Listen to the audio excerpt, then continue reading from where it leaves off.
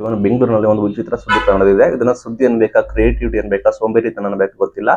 ಒಬ್ಬ auto driver ಬಂದ್ಬಿಟ್ಟು ಕಸ ಎಸಿತಾ ಇರ್ತಾನೆ HSR ಲೇಔಟ್ ಅಲ್ಲಿ ಬಂದ್ಬಿಟ್ಟು ಮಾರ್ಷಲ್ಗಳು ಆತನ ನಡೆದ್ಬಿಟ್ಟು ಬರೋಬರಿ 10,000 ದಂಡ ಕೂಡ ಹಾಕಿದ್ದಾರೆ. ನಂತರ ಅವರು ಕೇಳಿದ ನಂತರ ಮಾಹಿತಿ ಗೊತ್ತಾಗಿರೋದಂದ್ರೆ ಕಸ ಎಸ್ತಿರೋ ವ್ಯಕ್ತಿ ಬಂದ್ಬಿಟ್ಟು ಆಟೋ ಡ್ರೈವರ್ ಬಂದ್ಬಿಟ್ಟು ಅದು ಪಾರ್ಸಲ್ ತೆಗೆದುಕೊಂಡಿದ್ದಂತೆ. ಹೌದು, ಈ ಸುದ್ದಿ ಕೂಡ ವೈರಲ್ ಕೂಡ ಆಗ್ತದೆ. ಏನಂದ್ರೆ ಸಿಂಪಲ್, ನಿಮಗೆ ಗೊತ್ತಿರೋಗೆ ನೀವು ಕೂಡ ರ್ಯಾಪಿಡೋ, ಓಲಾ, ಉಬರ್ ಪಾರ್ಸಲ್ಗಳು, ಪೋರ್ಟರ್ ಪಾರ್ಸಲ್ ನೋಡಿರ್ತೀರಾ. ಅದೇ ರೀತಿ ಪಾರ್ಸಲ್ ವರ್ಕ್ ಮಾಡಿದ್ರೆ ಕಸ್ಟಮರ್, ಇವರು ಆಟೋ ಡ್ರೈವರ್ ಬಂದ್ಬಿಟ್ಟು ಪಾರ್ಸಲ್ ತೆಗೆದುಕೊಂಡು ಒಂದೆಡೆಗೆ ಅಲ್ಲೇ ಬೇರೆ ಕಡೆಗೆ ಸಾಗಿಸಬೇಕಾಗುತ್ತೆ. ಆ ರೀತಿ ಇವನು ಹೋಗಿ ಪಾರ್ಸಲ್ ತೆಗೆದುಕೊಂಡಿದ್ದಾನೆ.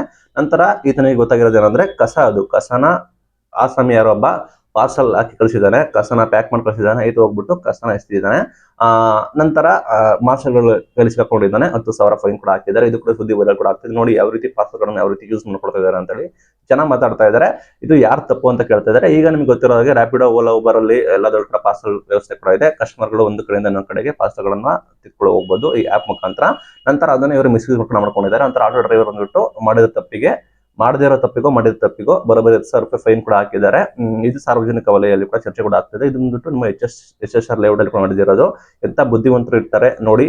ಬಟ್ ಅವರು ಮಾರ್ಷಲ್ಗಳು ಅವ್ರು ಏನು ಹೇಳಿದ್ರು ಕೂಡ ಕೇಳಿಲ್ಲ. ಬಟ್ ನಿಂದು ತಪ್ಪು, ನೀನ್ ಯಾಕೆ ಅಕ್ಸೆಪ್ಟ್ ಕೂಡ ಮಾಡಿದೆ, ನೀನ್ ಯಾಕೆ ನೋಡಿಲ್ಲ ಅಂತ ಹೇಳಿ ಇವನ ಮೇಲೆ 10,000 ರೂಪಾಯಿ ಕೂಡ ಫೈನ್ ಹಾಕಿದ್ದಾರೆ. ಜನ ಹೇಳ್ತಾ ಇದ್ದಾರೆ ಹೌದು, ಸರಿಯಾಗಿ ಮಾಡಿದ್ದಾರೆ, ಈ ರೀತಿ ಮಾಡಬೇಕು. ಸಿಕ್ಕ ಕಡೆ ಕಸ ಎಸ್ಬಿಟ್ಟು ಗಾರ್ಬೇಜ್ ಸಿಟಿ ಕೂಡ ಮಾಡ್ತಿದ್ರು ಅಂತ ಕೂಡ ಜನ ಮಾತಾಡ್ತಾ ಇದ್ದಾರೆ. Thank you.